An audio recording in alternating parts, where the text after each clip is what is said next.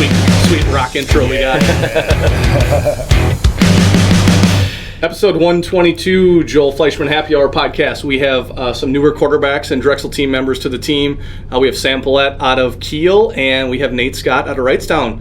Guys, appreciate you joining. Happy to be here. 122, cheers. Cheers. Cheers.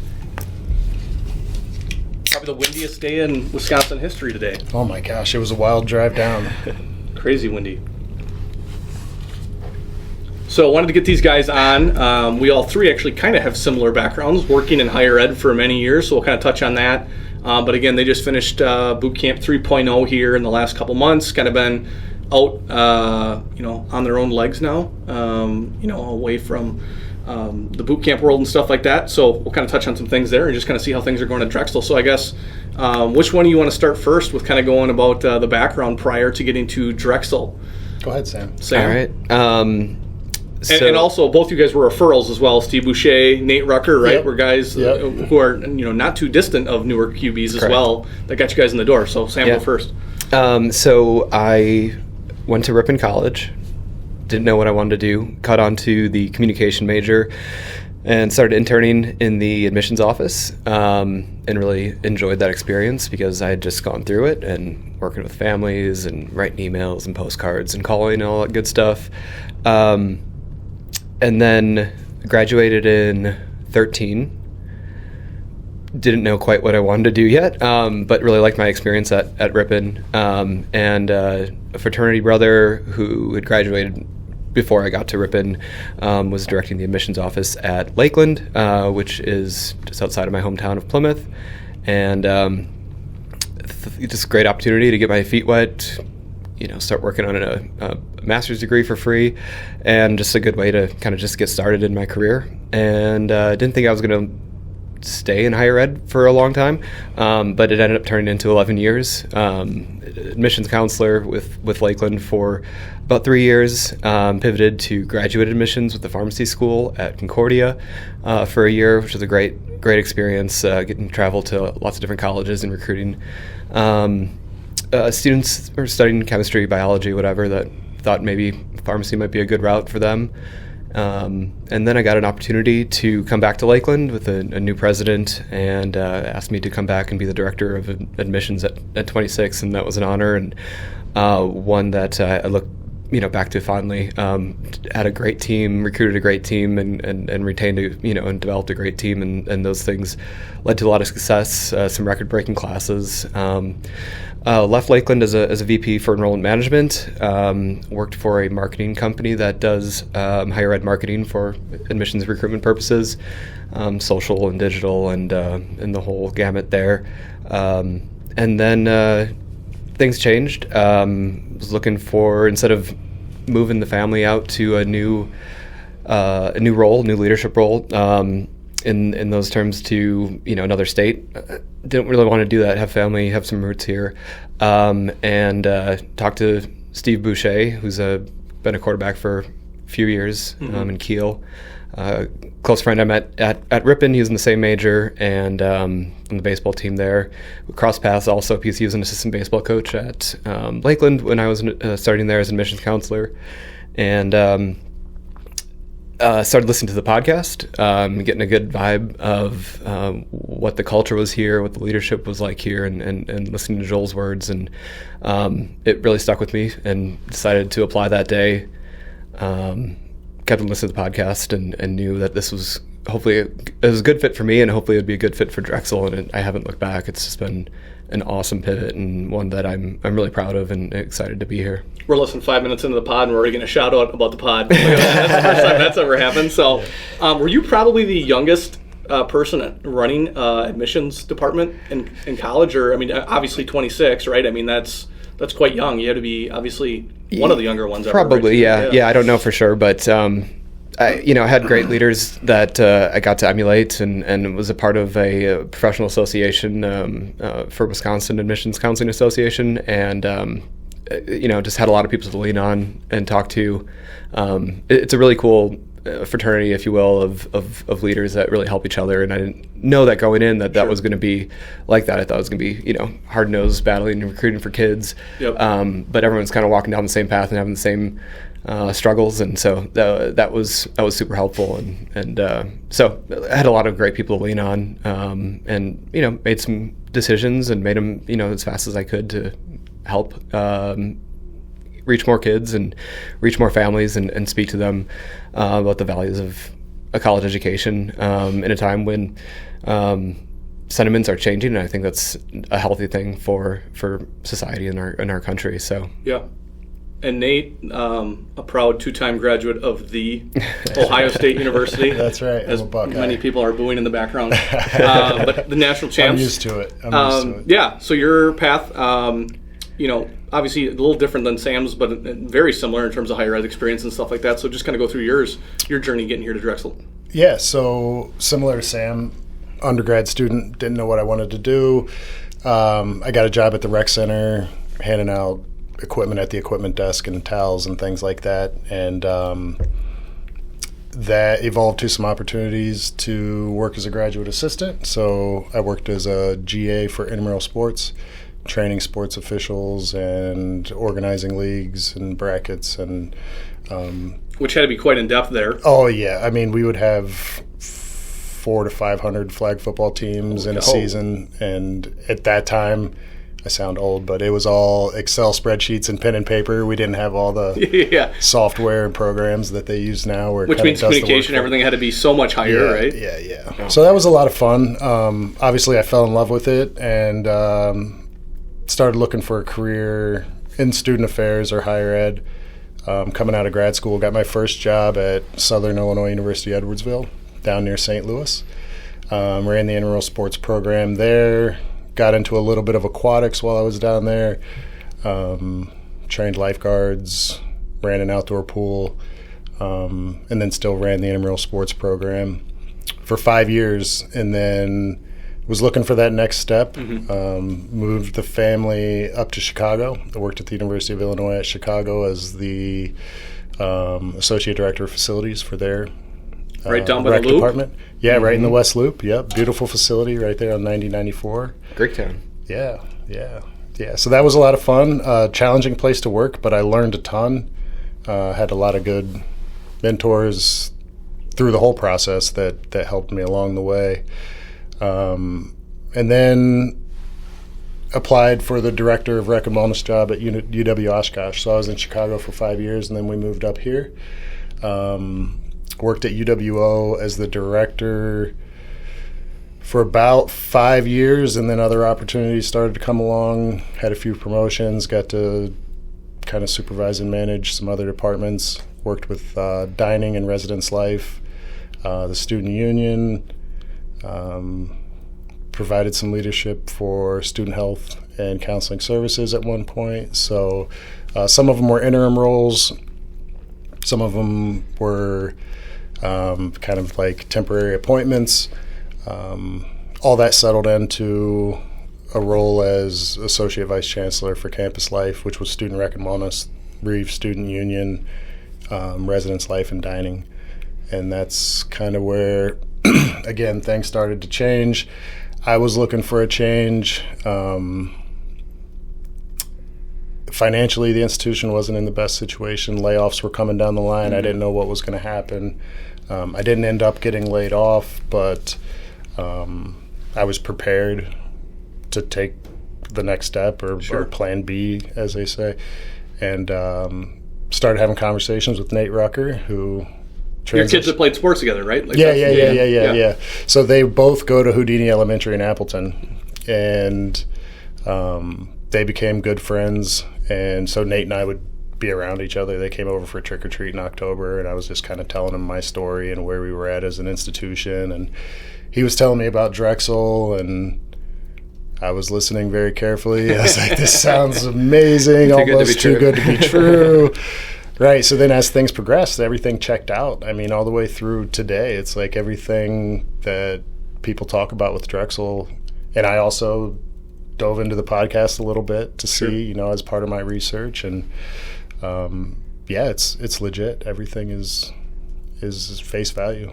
Perfect. You guys both get an invite back on the pod. I mentioned the pod. We're under 10 minutes now. Another beer. That's 2 shout outs. How much of, you talk about the struggles and things changing, And obviously, again, I worked in it for 12 years obviously it was at Lakeland when Sam was there. Yep. I was very part-time. I was not on campus, but I worked a year at Superior on campus, a year at Carroll on campus, 8 years at Marion. And obviously you guys were in higher ed during COVID. Mm-hmm. Did a lot of your feelings change looking back post-COVID? Because obviously there's so many challenges that were brought upon that. Mm-hmm. Some say would accelerate some of the problems that maybe people are seeing now, or whatever it is, right? Whether it's the enrollment cliff or the loan issues or our majors worth it, whatever. You can pick on everything in the world. Do you think some of that, a lot of your feelings had to be like there was change because of post-COVID stuff, or was it just that you guys felt it was time for a change just individually? It was just kind of like, I'm just looking for something different now. I mean, I think whether you're thinking about 16, 17, 18-year-olds that you're recruiting or your own life, I think a lot of sentiments changed about. It was a reflective period. It was a period of chaos too. And I think, personally, when I was just, in my basement working instead of on campus, it was, I just focused on how could I be there for my team, because I know they're struggling. I know they're, getting, stir crazy or cabin fever or whatever. And I liked that part of it, the leadership of, just being there and checking in and helping them do their job to the best of their ability. And then, but I also, in the back of my head and in the front of my head too, was seeing a lot of the sentiment change of not just, hey, I know college is the next step, but college might be the next step. Tell me a little bit more. Tell me what this might all entail. And I think that was a healthy kind of shift. And it wasn't just like a local shift. It was definitely nationwide, maybe globally as well, of how can I make a living that's going to be fruitful and that I'm going to be satisfied with, and it's going to provide for myself and my family in the future, and those types of things. And I started thinking about that too, of how that related to me and to my life, and whether or not higher ed was going to be there forever. Sure. At the time, I didn't think I was going to leave higher ed, but and how the cards played out, I couldn't be more happy and excited and proud to wear blue now and be out of higher ed. I still have, I still think highly of it, and I, will always, I'm sure, but I'm glad that there's been a shift in mentality with society in general of you don't need necessarily a 4-year education or a grad school, degree, and I don't devalue them at all, but I think they also saturated the market quite a bit, and sure. I think companies like Drexel are coming in and saying, we'll evaluate your talent, you show us your passion, and we'll find a place for you, and we're going to train you, we're going to develop you, and it's not going to just be for a day or for a week, it's going to be for 3 months, and then we're going to continue to develop you and train you and find ways for you to succeed. And I didn't know that existed inside or outside of higher ed. I just thought you get your training when you get your degree, or get your training when you're an apprentice, or when you're doing an internship or co-op or whatnot. And I thought that was just a good turning point, and I think a good turning point personally and across the world. Yeah. Nate, how about you? Yeah, so COVID was wild. UW Oshkosh did an amazing job with our response to the pandemic. In a lot of ways, we ended up leading some of the initiatives and decisions that ended up going across all 13 campuses in the sure. state.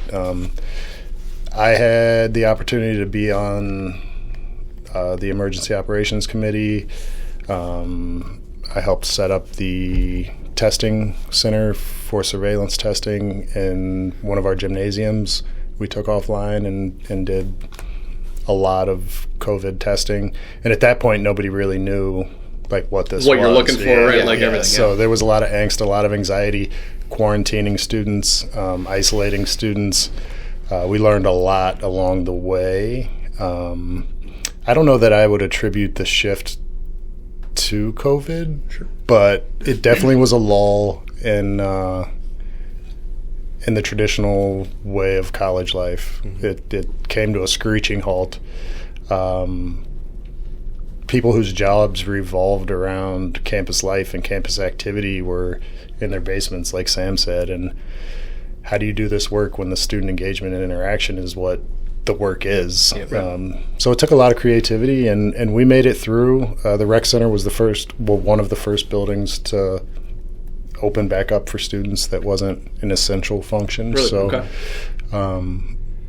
yeah, we moved everything around, did our social distancing with the treadmills, and we had check-ins and check-outs and building capacities and just a lot of different things so that they had an opportunity to come back out and be active and take care of themselves, because that's one of the, turns out, well-being and fitness is probably one of the best ways to battle something like COVID. Yeah. So For sure. I'll say one of the cool things too that came out of COVID, one that I'm super excited about and was thrilled to be a part of, was starting I think we were one of, if not the first, one of the first colleges to have recognized esports as a varsity sport, and one that we would scholarship, and one that we would build a state-of-the-art facility for. And it was so cool to be a part of that project from an infrastructure standpoint, but then also from a hiring talent and recruiting standpoint. We brought on a Packers Hall of Famer and all-time leading rusher Amon Green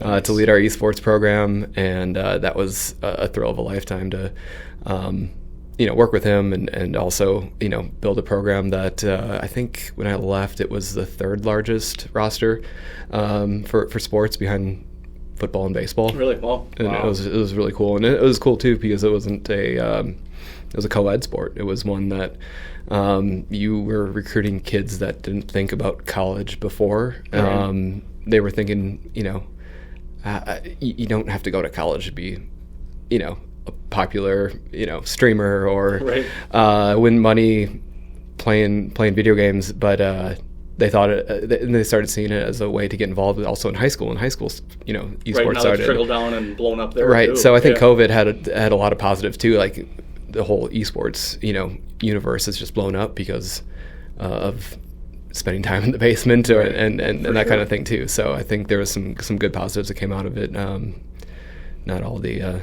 dredge of the negative stuff. And No, I think the reflection time was really big for a lot of people. Right. I think like you guys, and the same thing with me. Like I know I applied. Actually, looking back, I might have been working underneath you. I remember I applied. Sam, the basketball coach, was like, hey, there's an admissions opening. And I was just going to kind of go do the same thing at Lakeland. What I was doing at Marion prior was like, hey, if I can coach basketball, work full-time in admissions, like not to say that would have worked out, but then all of a sudden COVID hits and things freeze. But it really gives you that chance to sit back. And I'm like, man, if I could really just get a job that was, Monday through Friday, and because you get that time with your family and you're like, man, this is really what's most important. So I guess going forward to that, you guys are here. We talked about Steve and Nate kind of connecting you. You guys just went through Boot Camp 3.0.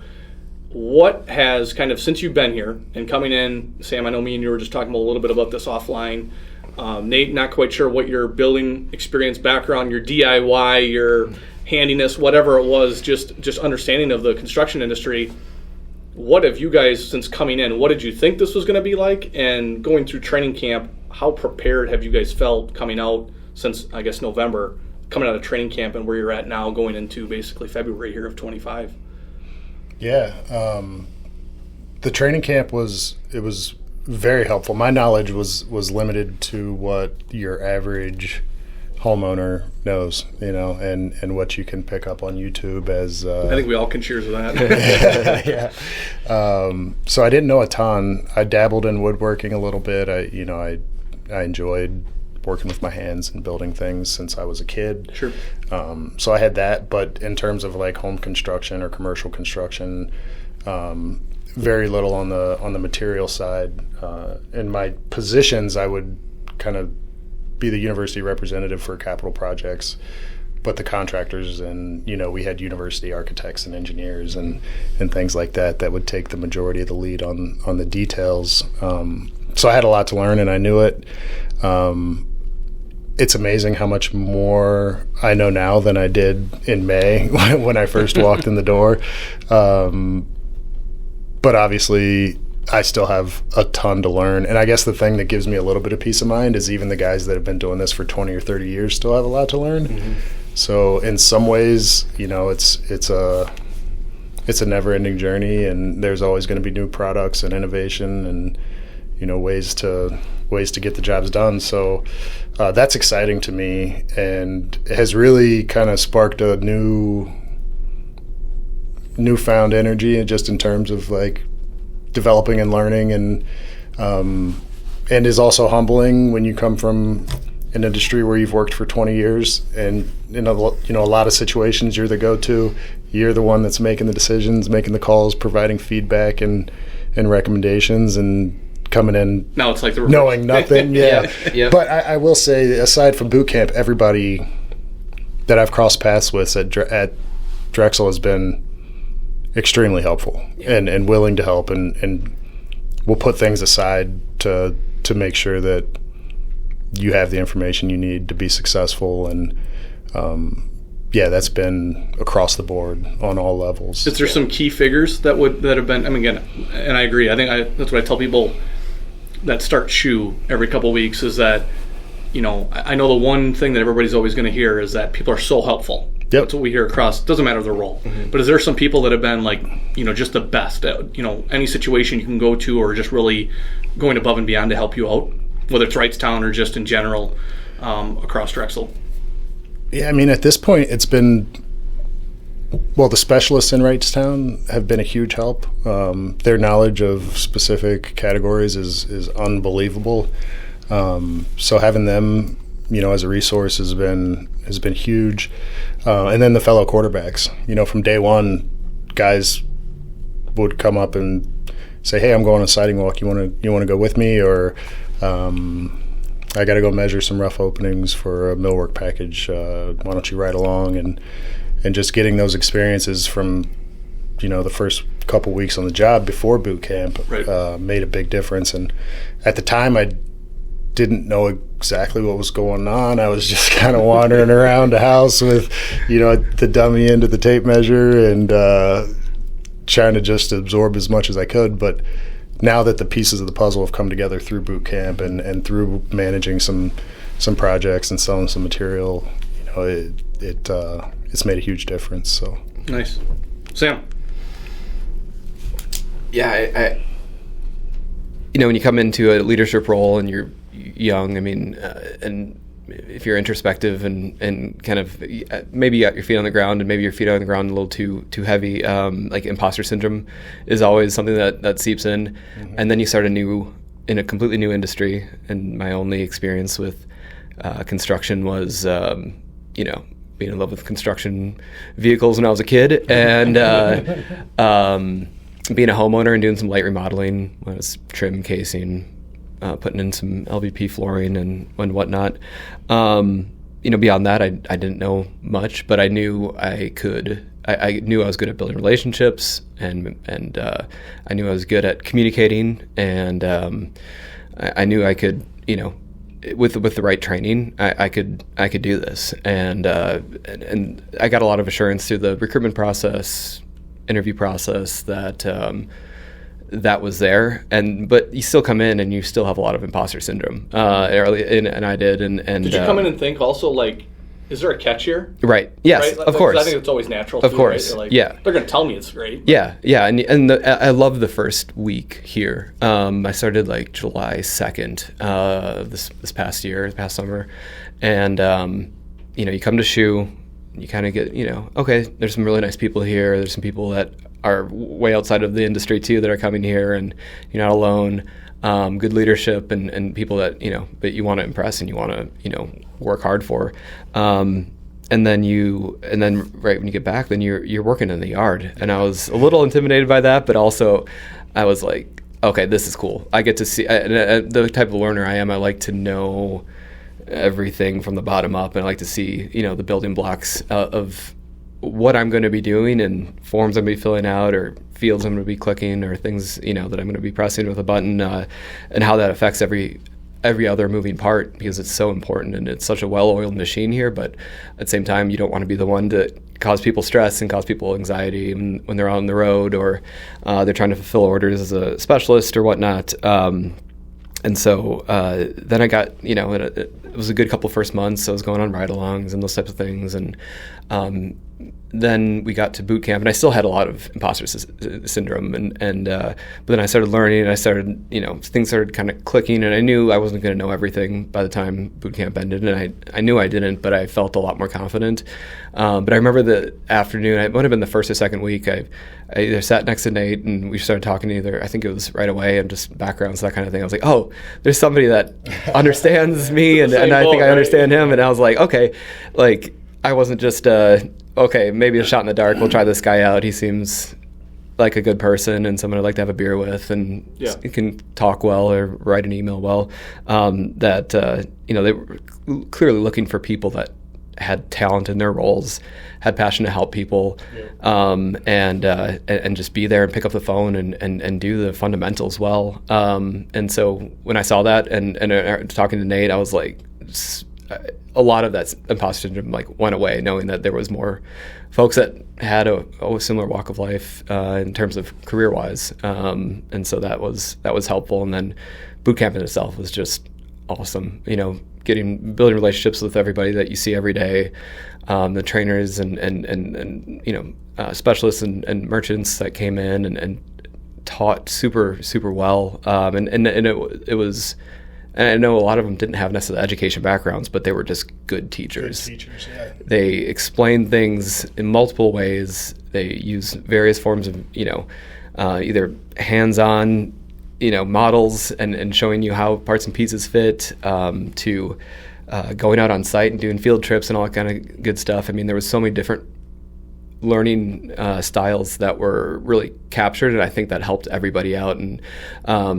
And then also just the constant feedback that whether the sales leaders saw it or you saw it, or even the people leading the sessions, the folks that were teaching us, you could see improvement throughout the entire, in shifts. Like, okay, they're really getting exteriors right now. These exteriors went super well, and maybe they need a little bit more work here because we didn't quite grasp certain concepts or certain product knowledge that we felt like we should know more of before fully diving into our roles, and that made me feel a lot more comfortable with where I am, and then all of a sudden you're done and you're like, okay, that was a really fun 12 weeks.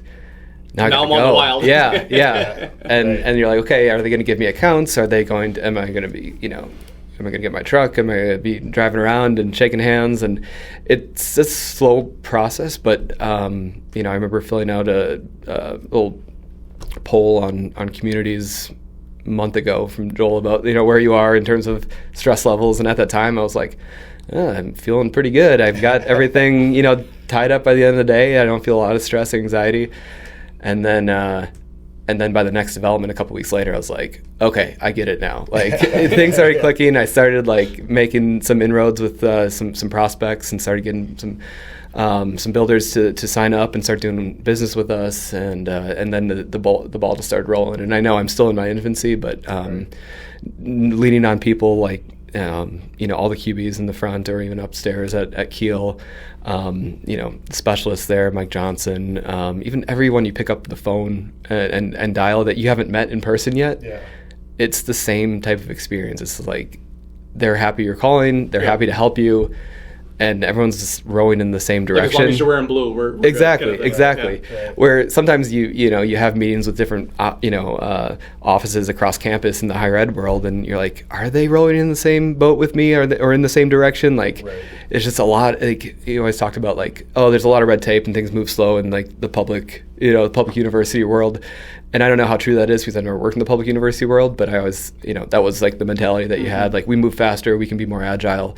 And then you move from whether it's a private or public university to Drexel or to a more corporate, role.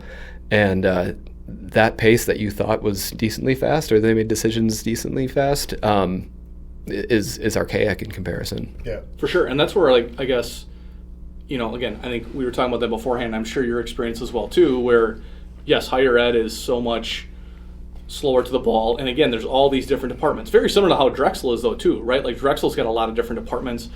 And it's just wild how quick we can change. Like, if we're on the third day of a development day and something comes up that's earth-shattering that needs to be fixed, we'll fix it, even though the last 2 development days went through something completely different. we'll channel back around and get the information out. And it's just, again, crazy how fast that kind of changes.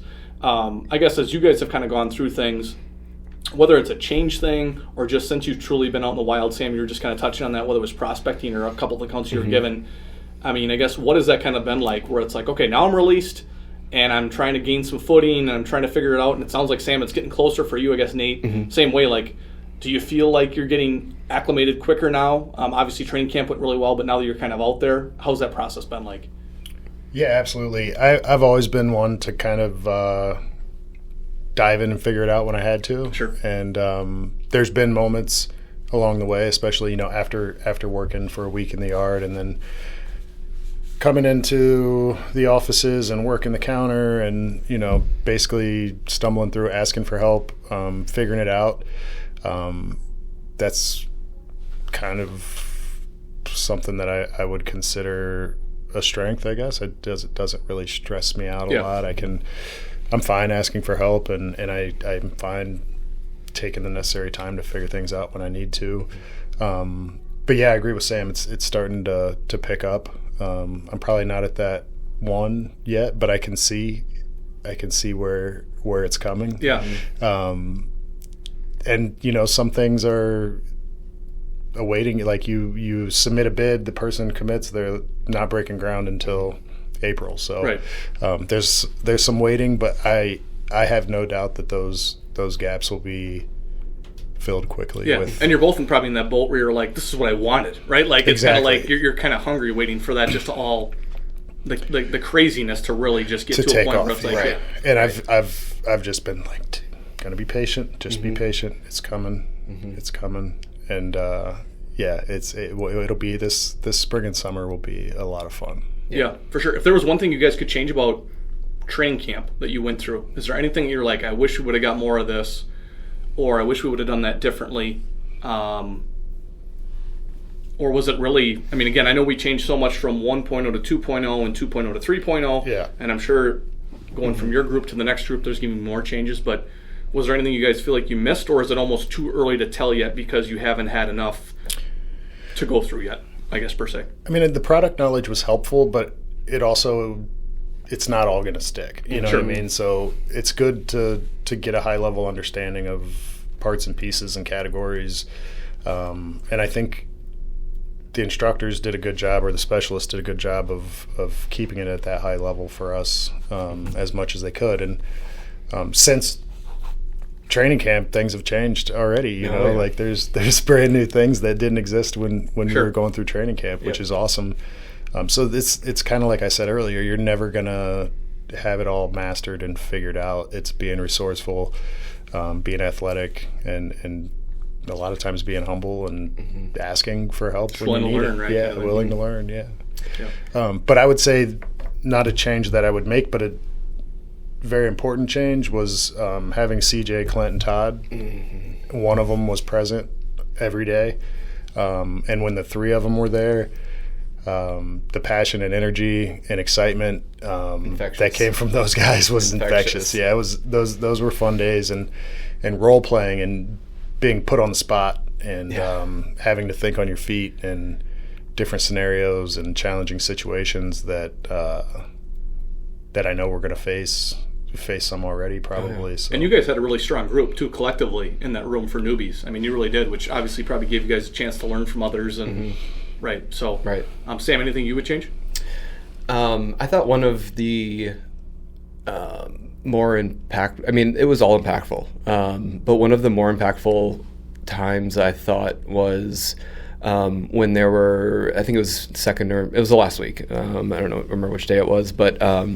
We had a panel of 3 or 4 quarterbacks that were just finishing their first year. They're in the last, training camp, boot camp session, and them providing reassurance and tips and tricks and talking about some stumbling blocks that they stumble out of or times that they had. I thought that was that provided a lot of clarity and a lot of comfort knowing that, you're not going to know everything, but there's so many people here that are passionate about what they do and are passionate about your success.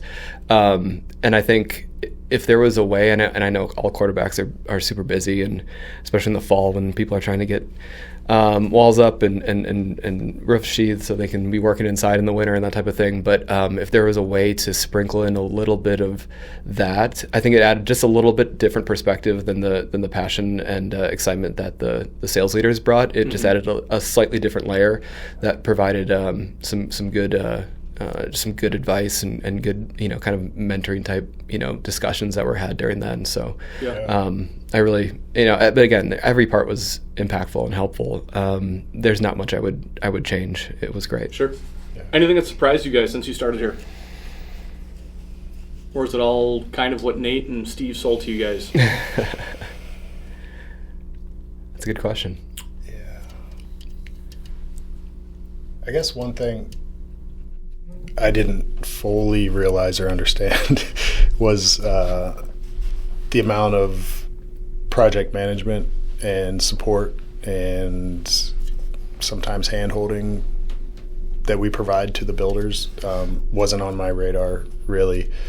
But then going on some of those ride-alongs and realizing, I guess I just thought the builders always knew what they were going to do. So you're selling materials and they're taking care of it, right? Yeah, exactly. Yeah. That's kind of what I had in my head, and a lot of times, sometimes that's the case, and a lot of times that's not the case at all, and they rely on us as QBs to help them figure things out, challenging situations. So yeah, it's I think it's really interesting to see how every client works, and either some you've got guys that have been doing it for decades that they don't need a lot of support. They're just going to send you a sometimes plans, sometimes just a list of materials they need, and so you're just going to speed to the ball and delivering happiness and all that good stuff. And then some you're trying to help them. You're doing project management, but you're also kind of being like a business consultant at times too. You're like, have you thought about doing it this way? Have you thought about using this? That's the part where I like to really dive in and use kind of more of that business strategy and helping them see different ways to do things. And some are really open to it, and you got to kind of gauge that, and some are not. So you got to be sensitive to that too, and know when to bring up things or when just to let them know our offerings and that type of thing. Yeah, certainly place and time, right, to drop those things and whatnot. Yeah, that's good. I guess billboard to finish up. Yeah. If you guys had one billboard on 41, which today it might be knocked over in the wind. Yeah, it could be. So nobody might see it. But if you had one thing, what would it say? Is it family, work related, just life related? What would it say and why? We'll start with we'll go Sam first. Okay. I've been thinking about this ever since you sent us an invite, and then I forgot about it, and then I started thinking about it again. Because we got so busy, and it's been great. But I think one that's kind of a mantra and probably good for drivers on the road, but also just like life and professional too. Like, is you're not the only main character, and to me that means that. A lot of people think that they're the main character in their life, and they're the like everything around them is happening, but they're the one leading the story. And I think if you can open up your perspective that everyone's has that mentality and everyone's living their own life and they're their own main characters, that you can treat people with a lot more respect and kindness and humility and dignity too. And I think if more people thought that way and led their life that way, that they could be more successful with their families, maybe have a little bit less stress driving on 41 in the 50 mile per hour gusts that we're having today, and also professionally, we're putting our builders first, we're putting their homeowners first as well, and they're the main characters, and we are playing a part in getting them to their to their end point, wherever that is.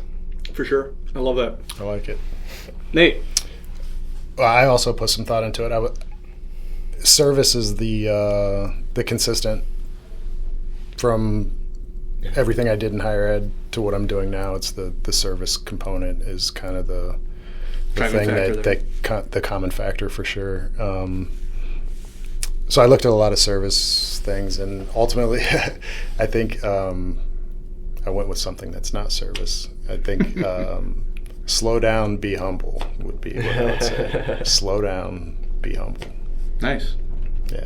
I love it. Especially in today. You're driving down from Wrightstown, and it was Slow crazy. down. And it's funny, Sam, with you were saying, you're not the only main character. I always thought, again, going back to higher ed, like, coaching basketball and you lose a game, and, again, it doesn't matter if you're coaching a team or you're running an admissions department or you're working in student rec or whatever you're doing, right? Any project you're running, even at Drexel Building Supply, right? Like, it matters to you, right? Because you're doing it, you want to do it well. And when something doesn't go well, I know I struggle with this, where you get just down on yourself, right? And you feel like, in some ways, the whole world's watching you. Yeah.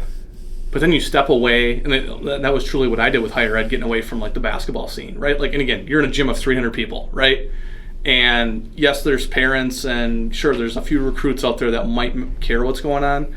But when you're coaching it, you feel like you're coaching the Badgers or Ohio State, and right. you feel like there's all these eyes on you. Yeah. And then you get away from it, and you're like, man, like, not to say you don't take it serious and you don't want to, like, get better or whatever, It's but not you're also important. like, It's you amplify it to a degree where it's not even realistic, Right. right? You're like, yeah, like, you're not the only main character. Like, other people got other things going on. Yep. You're not the only focus. Like, just step back from the ledge. It'll be all right. Right. You know?